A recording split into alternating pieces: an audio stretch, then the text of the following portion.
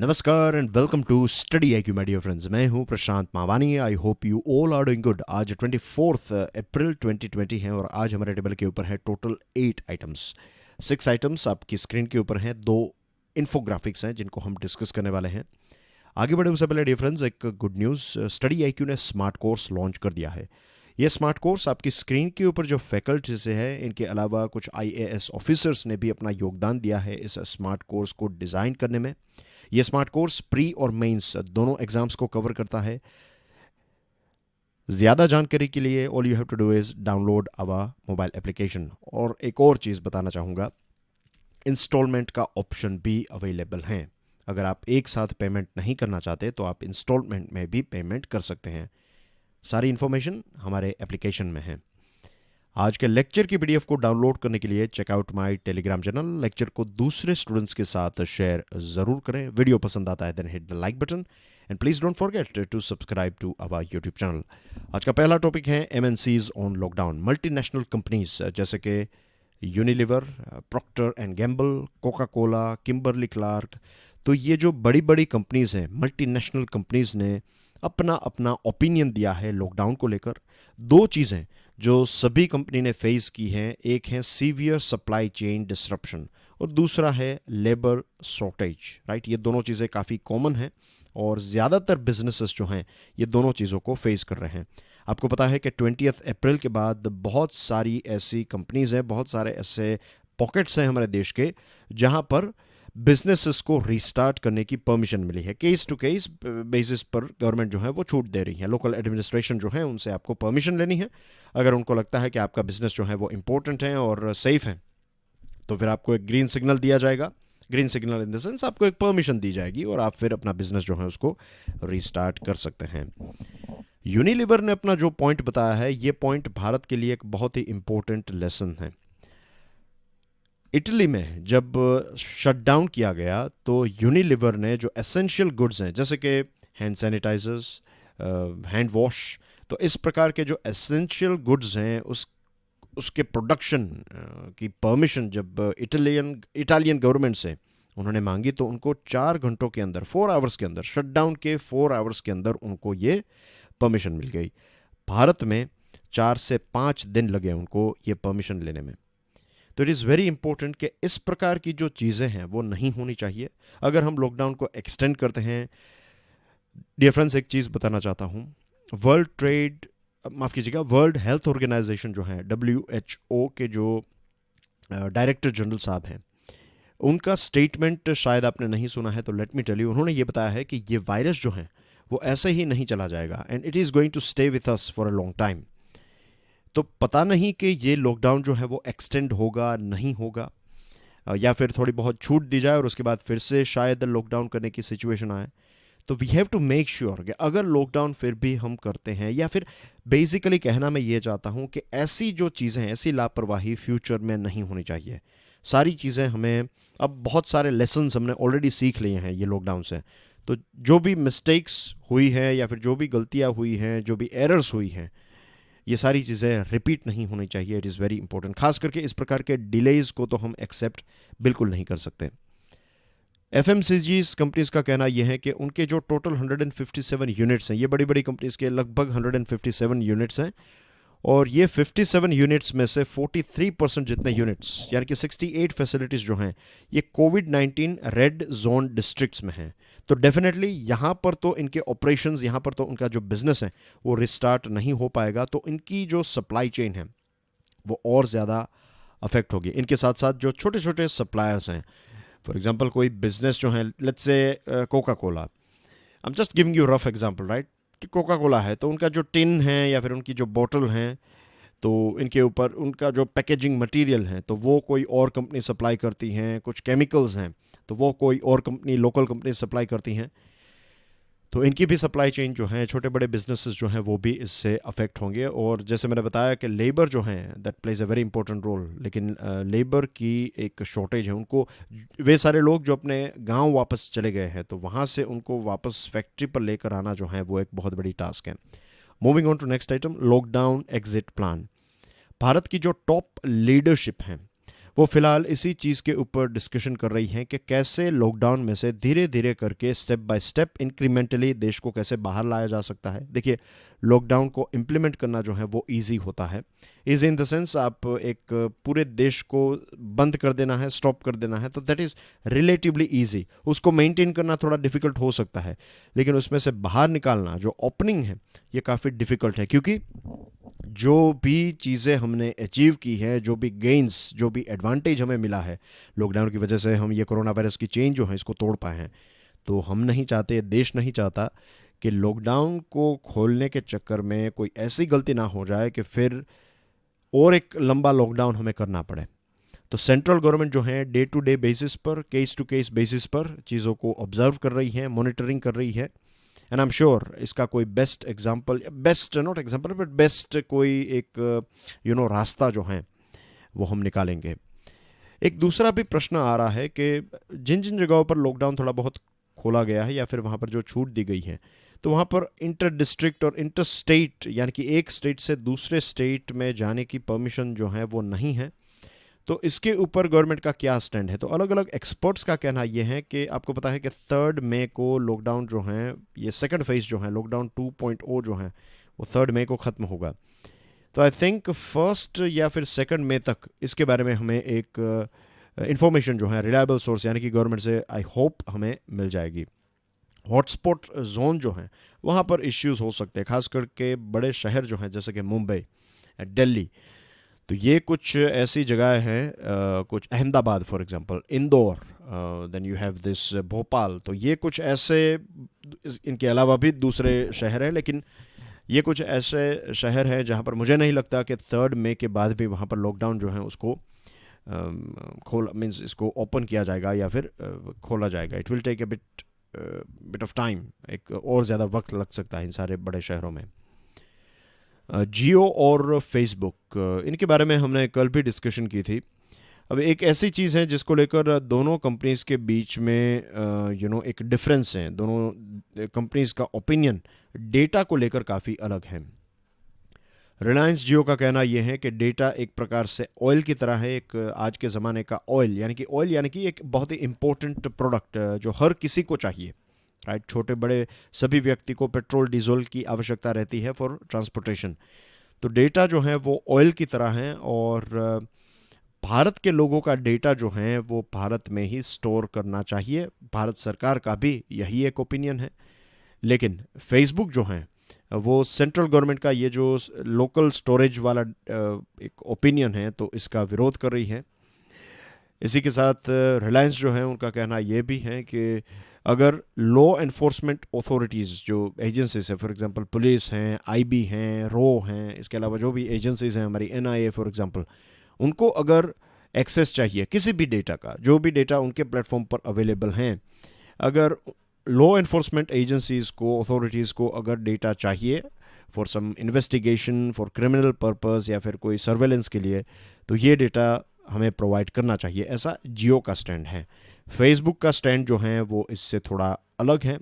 Facebook ने, आपको पता है कि व्हाट्सएप की बात करें तो व्हाट्सएप में एंड टू एंड इंक्रिप्शन जो है उसको ख़त्म करने पर भी एक लंबे टाइम से गवर्नमेंट और व्हाट्सएप के बीच में डिस्कशन चलती रहती है, और व्हाट्सएप ने ओपनली ये नहीं बताया है कि वो ये डेटा जो है वो भारत सरकार के साथ या फिर एनफोर्समेंट एजेंसीज के साथ शेयर करने के लिए तैयार हैं।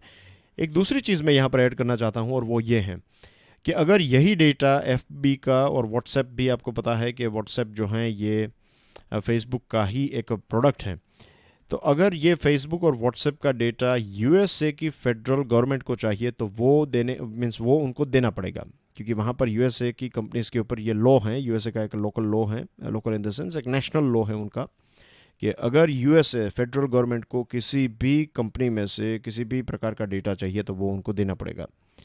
तो वो देने के लिए वो तैयार हैं, लेकिन मीन्स उनको देना ही पड़ता है, लेकिन भारत सरकार जो है उनको ये डेटा नहीं देंगे। एक्सपर्ट्स का कहना यह भी है कि ये कोई नई बात नहीं है। दो कंपनीज जो हैं उनके बीच में बहुत सारे ऐसे डिफरेंसेस हो सकते हैं, लेकिन एक्सपर्ट्स का कहना यह भी है कि ये जो बेनिफिट्स हैं, जो म्यूचुअल बेनिफिट्स हैं, ये इनके डिफरेंसेस से काफ़ी ज़्यादा इंपॉर्टेंट और काफ़ी ज़्यादा बड़े हैं। तो ये जो पार्टनरशिप है वो आगे बढ़ सकती है, इसमें कोई डाउट नहीं है। और फेसबुक और रिलायंस की जो पूरी डील है वो CCI के पास भी जाएगी, कंपटीशन कमीशन ऑफ इंडिया के पास जाएगी। उसके बाद वहाँ से जब ग्रीन सिग्नल मिलेगा तभी सारी चीज़ें जो है वो आगे बढ़ पाएगी। Moving on to dearness allowances. Dearness allowances का मतलब बेसिक यही होता है कि जो महंगाई बढ़ती है तो उसको, महंगाई को कवर करने के लिए जो गवर्नमेंट में काम करने वाले जो गवर्नमेंट एम्प्लॉयज़ हैं और पेंशनर्स दोनों के लिए है, राइट, सिर्फ गवर्नमेंट एम्प्लॉयज़ के लिए नहीं है, employees as well as pensioners को कॉम्पनसेट किया जाता है कि इन्फ्लेशन यानी कि जो महंगाई बढ़ती है तो उसी के साथ साथ उनकी सैलरी और पेंशन जो है उसमें थोड़ा बहुत इंक्रीज़ किया जाता है। डीएनएस अलाउंस जो है वो साल में 2 बार रिवाइज किया जाता है, जनवरी और जुलाई में। भारत सरकार ने ये डिसीजन लिया है कि जो डियरनेस अलाउंस पहले जो अनाउंस किया था 17% जितना दिया जाता है तो उसमें 4% और ऐड किया करके 21% करने का डिसीजन लिया था। तो ये डिसीजन फ़िलहाल जो है वो इम्प्लीमेंट नहीं किया जाएगा। और इसी के साथ जो अरियर्स यानी कि जो पेमेंट में कोई डिलेज और ये सारी चीज़ें हैं तो वो भी 1 जनवरी 2020 से 30 जून 2021, ये जो पूरा पीरियड है तो इतने टाइम का अरियर जो है वो भी पे नहीं किया जाएगा। And this is of course to fight corona virus, right. Corona virus means future में फिर गवर्नमेंट जो है ये सारी चीज़ें सॉर्ट आउट कर देगी, लेकिन फ़िलहाल टाइम बिंग के लिए थोड़ा बहुत हर किसी को एडजस्ट होना पड़ेगा। सेविंग जॉब्स के बारे में बात करें तो गवर्नमेंट बहुत सारे ऐसे मनी सेविंग मेजर्स निकाल रही है, जैसे कि जो बोनस पेमेंट्स हैं उनको फ्रीज़ करना, मिनिमम वेजेस को इंक्रीज़ नहीं करना, ओवर टाइम पेमेंट्स को कम कर देना, लॉन्गर शिफ्ट आवर की परमिशन देना। तो ये सारे बदलाव की वजह से क्या होगा कि कंपनीज जो हैं वो लोगों को निकालेगी नहीं, कंपनी के लिए लोगों को वेजेस देना, अपनी सैलरी देना जो है वो अफोर्डेबल हो जाएगा। आप जस्ट एग्जांपल लीजिए कि अगर किसी व्यक्ति को आप पूरे दिन के 100 रुपये देते हैं और गवर्नमेंट इसको 300 रुपये कर देती है तो फिर आपके लिए ये पॉसिबल शायद नहीं है, लेकिन गवर्नमेंट 100 के 100 को ही रखती है, इसमें कोई बदलाव नहीं करती है। इसको कम तो डेफिनेटली नहीं किया जा सकता, लेकिन जो है वैसा रखा जाएगा। तो एटलीस्ट सर्वाइवल के लिए तो ये इंपॉर्टेंट है, बिजनेस के सर्वाइवल के लिए और इसके साथ साथ जो लोग इसमें काम करते हैं उनके सर्वाइवल के लिए भी ये एक इम्पोर्टेंट स्टेप बन जाता है। तो ये मनी सेविंग मेजर्स जो हैं आई होप ये बहुत काम आएंगे। The Payment of Bonus Act 1965 provides for bonuses to be paid at 8.33% per annum to employees in certain establishments on the basis of profit production or productivity. तो इसमें भी ये जो 8.33% पर एनम ये दिया जाता है बोनस, तो इसको भी फॉर टाइम बिंग होल्ड पर रखा जाएगा। मिनिमम वेजेस जो हैं इसको भी रिवाइज किया जाता है 8 to 12% एवरी ईयर, तो इसको भी होल्ड पर रखा जाएगा। ये बेसिकली खर्च के ऊपर कितना खर्च मीन्स महंगाई कितनी है, कंज्यूमर प्राइस इंडेक्स के हिसाब से इसको एडजस्ट किया जाता है। तो ये कुछ ऐसी चीज़ें हैं जो गवर्नमेंट कर रही है, they are called money saving measures. और हमारे देश में टोटल वर्कफोर्स हैं लगभग 500 मिलियन और उसमें से 10% जितने जो हैं वो ऑर्गेनाइज्ड सेक्टर में काम करते हैं। तो ये जो सेविंग मेजर्स हैं, मनी सेविंग मेजर्स, तो ये ऑर्गेनाइज सेक्टर के ऊपर ही इम्प्लीमेंट होते हैं ऑफ कोर्स। ट्रिप्स यानी कि trade related intellectual property rights, इसको समझेंगे।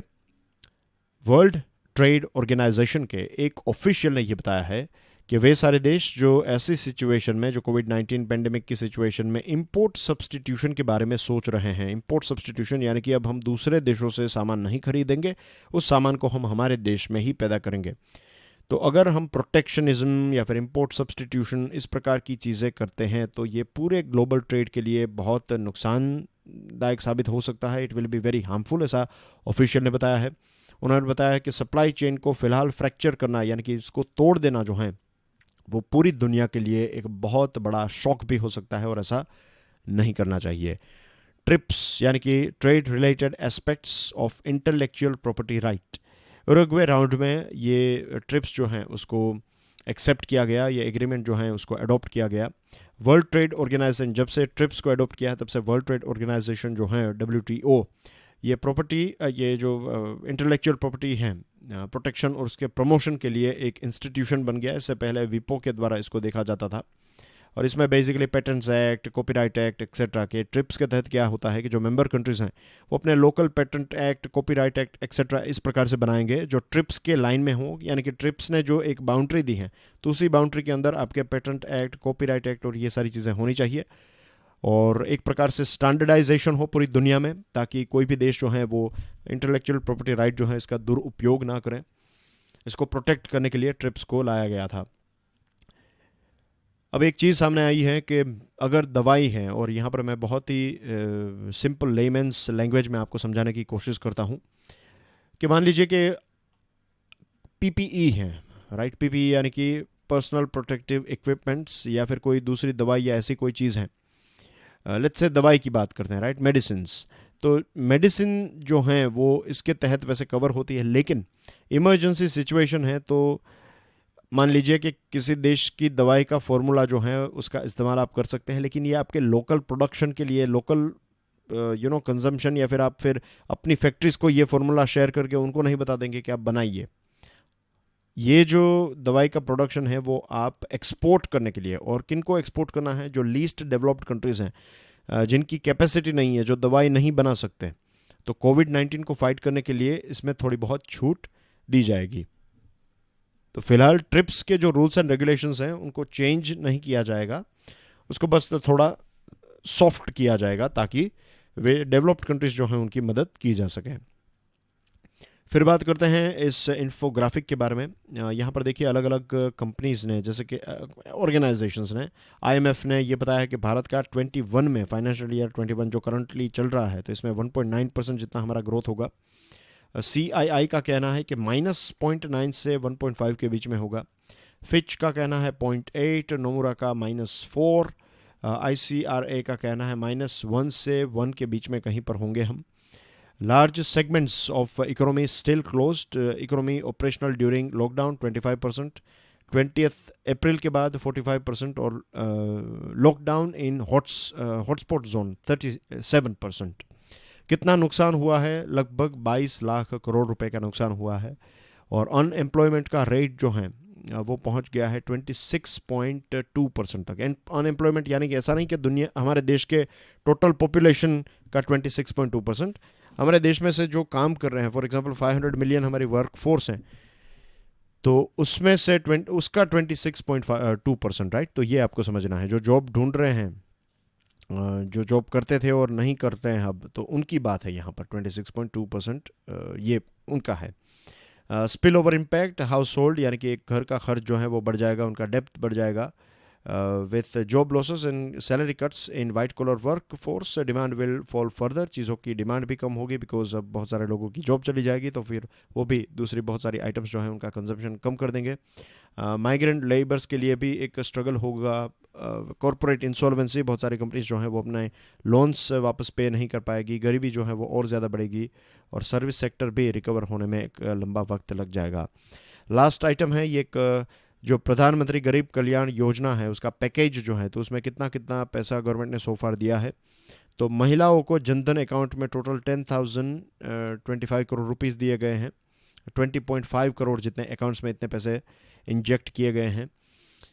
एल्डरली, फिर विधवाओं की बात करें, दिव्यांगों की बात करें, तो 2.82 करोड़ जितने हमारे लोग हैं इतने ऐसे, और उनको 1,405 करोड़ रुपीस टोटल दिए गए हैं। पीएम किसान के तहत 8 करोड़ किसानों को 16,146 करोड़ रुपीस टोटल डिस्बर्स किए गए हैं। ईपीएफ में 10.6 लाख एम्प्लॉयज़ हैं, तो 162 करोड़ रुपीस यहाँ पर दिए गए हैं। और देखिए यहाँ पर गरीब कल्याण योजना के बेनिफिशरीज हैं total 39.27 crore. 1.09 lakh million tonne pulses dispatch किए गए हैं।